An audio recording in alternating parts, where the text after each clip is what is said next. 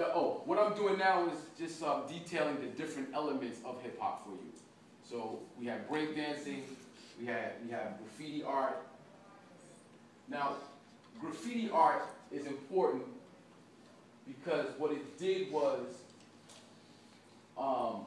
showed us the importance of branding. Any marketing majors here? Anybody in marketing? No promotion? None? Branding. You have Irish on your hat. That's a brand. When you see that, you don't have to see anything else. You don't have to see Notre Dame. You don't have to see football. You don't have to see. You see Irish, you think something.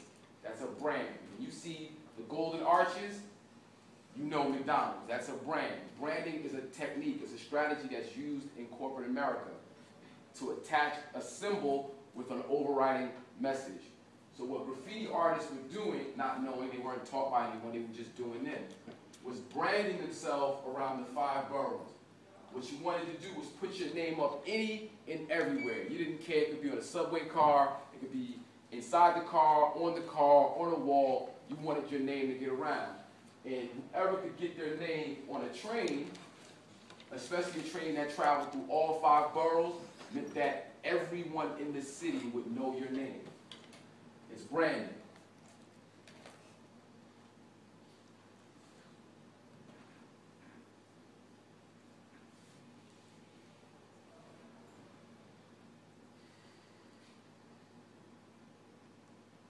You start to see a person's style. Yeah, right. Different techniques became synonymous with certain graph artists. They built names for themselves. Lee Quinones, you had Tax Crew, you had too many to name, to be honest with you.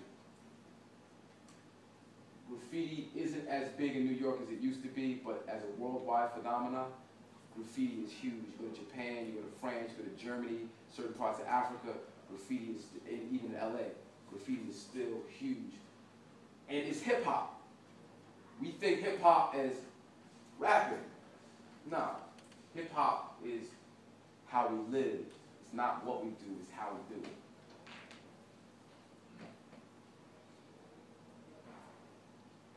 More graph art. That's Lee's work right there. Lee Quinones, he's one of the best ever.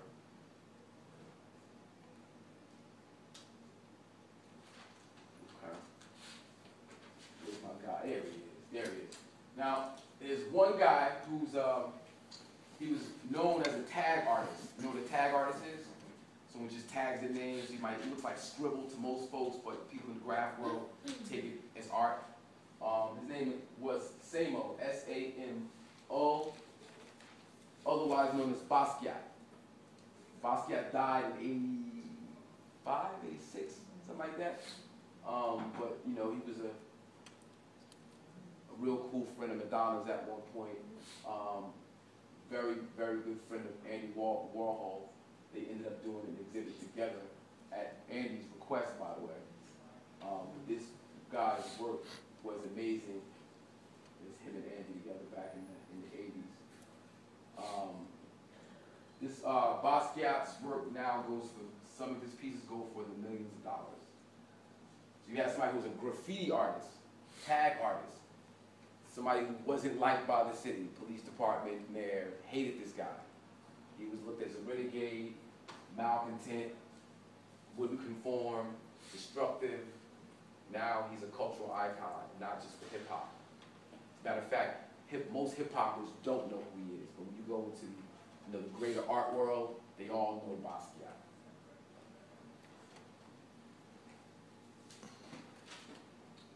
Pioneering hip hop DJs. Okay, so we said breakdance, graph art. The next element is DJing.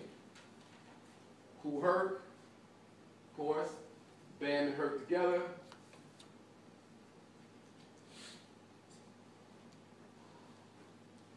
Grandmaster Flash. Grandmaster Flash is the first one to use 2 turntables and a crossfader and go back and forth. And we know Grandmaster Flash, The Furious 5, you probably know The Message, rappers, not rappers alike, Apache, a bunch of other tunes, but that's Grandmaster Flash. Kid Capri. Kid Capri, let me not get my facts wrong. Don't know if he invented the mixtape, but he was one of the biggest mixtape personalities. So like right now, it's all about the mixtape. If you want to be heard as an underground hip hop artist, even like Lil Wayne shows you, he has to put out 50 mixtapes before he puts out his album. This brother right here, we all know who Kid Capri is. It's the Kid Capri. He started that phenomenon. That's an industry among, unto itself, the mixtape industry. Grand Wizard Theodore is the first person to zigga, zigga, zigga, make the record scratch. Jazzy Jeff, probably the greatest DJ ever. He's from right across the bridge, Philadelphia. Everybody knows Fresh Prince, Will Smith. That's his DJ, Jazzy Jeff. And he's still as dope as he was 20, 30 years ago. It's one thing about hip hop, it keeps you young. Do hip hop, you'll look young forever.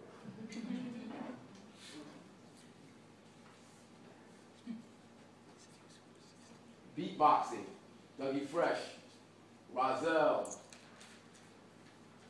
that's Buff from the Fat Boys. You know about the Fat Boys? You know the Fat Boys?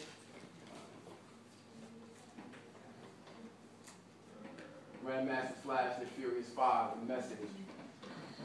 Cold Crush, Sugar Hill Gang. Again, I want you to look at the images, the style of dress. It was really important for us to represent, especially on the album cover artwork, Afrocentric symbols, connecting us back to the origins of who we are. It's a very important theme in hip-hop that's kind of gotten lost over the last 10 years. But I'm here to bring it back.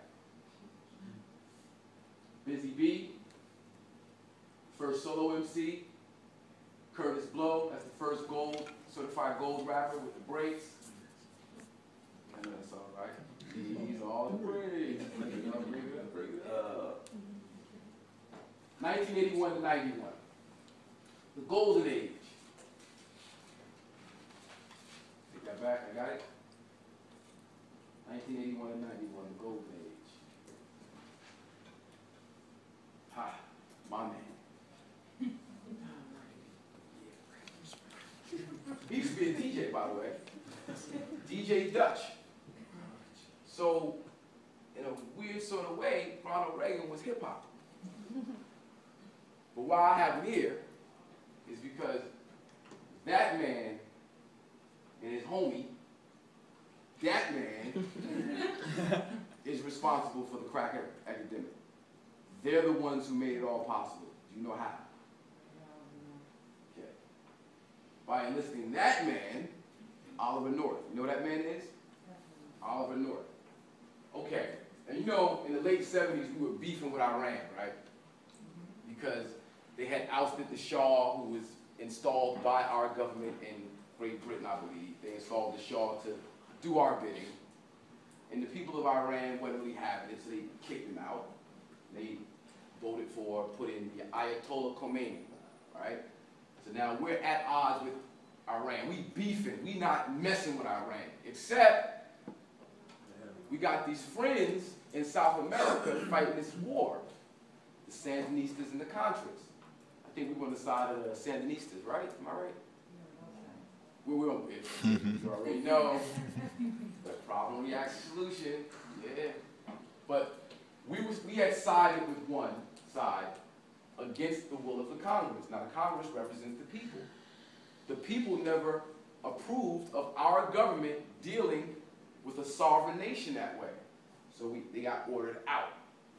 How are we going to fund these rebels who are fighting for capitalism in the American way? Well, they came up with a great idea. Well, how about we hook them up with our friends in Iran who have guns, right? And we'll open up the market in America for them to dump their coke. And the money that they make from the coke, they can use to buy arms to fight this war for us. This is what they did. It's a part of our historical record. You can look it up. This is what they did. And they befriended a young cocaine dealer named Freeway Ricky Ross, not the rapper. That's why you gotta look at the rapper. Like, what are you doing?